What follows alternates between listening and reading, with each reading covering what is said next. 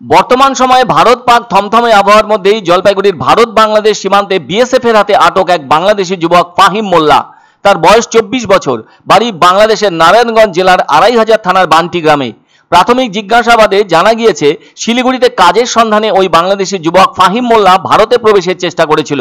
এতদিন ধরে বাংলাদেশি হিসেবে যতজন ধরা পড়েছে তাদের সকলের থেকে বর্তমান আটক হওয়া বাংলাদেশি যুবক কিছুটা ব্যতিক্রমী, কেননা তার ডান হাতের কবজিতে লাল সুতো বাঁধা আছে।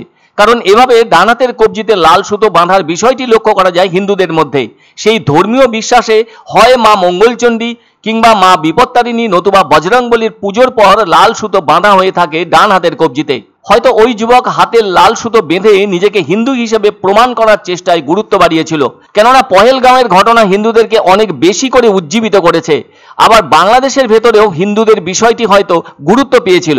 এছাড়াও বর্তমান সময়ে ভারতে বিশেষ করে পশ্চিমবঙ্গের সনাতনী হিন্দুরা নানাভাবে মাতোয়ারা হয়ে আছে। এছাড়া এদেশে হিন্দু নিয়ম নীতি ভালোভাবে বিশ্বাসের সঙ্গে মানা হয়ে থাকে। ফলে সেই বিশ্বাসকে সামনে রেখে নিজেকে একজন হিন্দু সদস্য হিসেবে বোঝানোর জন্য হাতের কবজিতে লাল সুতো বেঁধেছে আটক হওয়া বাংলাদেশি যুবক ফাহিম মোল্লা। ফলে ভারত বাংলাদেশের খোলা সীমান্ত দিয়ে একবার ভারতে প্রবেশ করলেই লাল সুতোর পরিচয়ে তাকে হিন্দু কমিউনিটির একজন হিসেবে গণ্য করতে পারে। তখন হয়তো সে তার হিন্দু নাম ব্যবহার করবে, আর কোথাও ধরা না পড়লে তো নিজেই পরবর্তীতে কেল্লা ফাতে করে দেবে।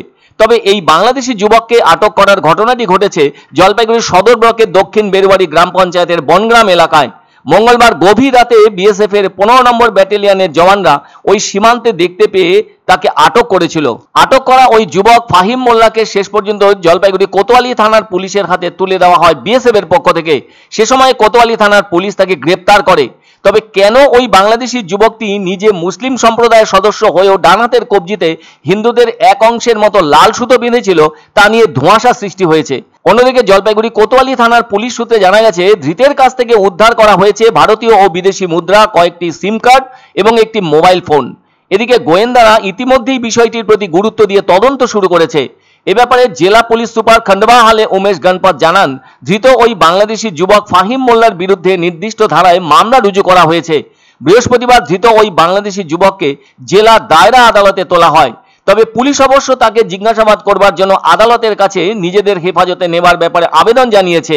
এদিকে জলপাইগুড়ি দক্ষিণ বেরুবাড়ির ভারত বাংলাদেশ সীমান্তের বনগ্রাম এলাকায় আটক হওয়া ওই যুবক কি নিছক কাজের খোঁজে এদেশে প্রবেশ করেছিল, নাকি এর পেছনে অন্য কোনো খারাপ উদ্দেশ্য রয়েছে, নাকি কোনো অবৈধ চক্রের সাথে এর কোনো যোগ রয়েছে, সেসবেরই উত্তর জানতে তদন্ত শুরু করেছে জেলার গোয়েন্দা বিভাগ। কেননা পশ্চিমবঙ্গের সাথে বাংলাদেশের যে আন্তর্জাতিক সীমানা রয়েছে তাতে খোলা সীমান্ত থাকায় আজও বাংলাদেশ থেকে অবলীলায় অনুপ্রবেশের ঘটনা ঘটেই চলেছে।